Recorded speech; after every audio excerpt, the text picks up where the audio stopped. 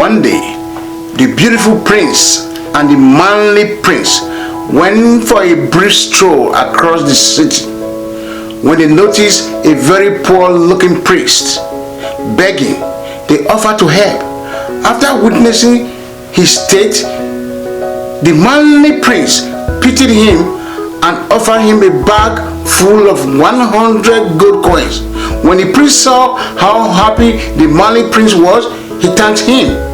As the priest was returning to his house, he encountered another person who needed assistance. The priest could have just given that person a few coins to help them. Rather than paying attention to it, he opted to disregard it. While walking home, one burglar stole his coin bag and took off. He returned to the church disheartened and resumed his practice of begging. After receiving a bag full of coin that can last a lifetime, the same priest begged for more the next day. He telephoned the high priest to find out why this was happening. The manly prince felt sorry for the priest when he learned about the whole situation. To add insult to injury, he presented him with a diamond this time. When the priest saw someone who needed his help, he was joyful and returned home. But when he saw another person in need, he ignored him again. He returned home, filled an empty pot with water, and hid the diamond within. Then he planned to pay out and enjoy a lavish lifestyle. He could not locate his wife. Weary from his exertions, he napped for a while. Before his wife returned home, he saw his wife returning with an empty pot of water. He followed her in the pot. When she arrived at the river, she emptied the pot and dumped the contents into the river water. The diamond went down the drain while the pot was filled with water.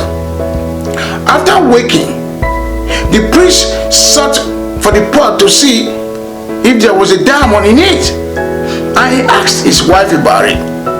When she was telling him, she did not remember, and the item must have been washed away in the river. The priest was flabbergasted, and he began to beg again. Once again, the manly prince and the beautiful prince discovered him begging. The manly prince began to feel sorry for the priest and wondered if the priest's life would be joyful for him. The embodiment of God, the beautiful prince, grinned. Now another prince received a single coin from the beautiful prince, which could not even cover the cost of supper or dinner for one person.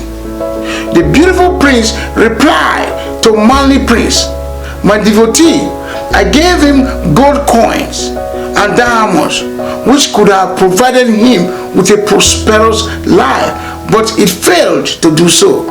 With just one coin, this poor man will be set for life."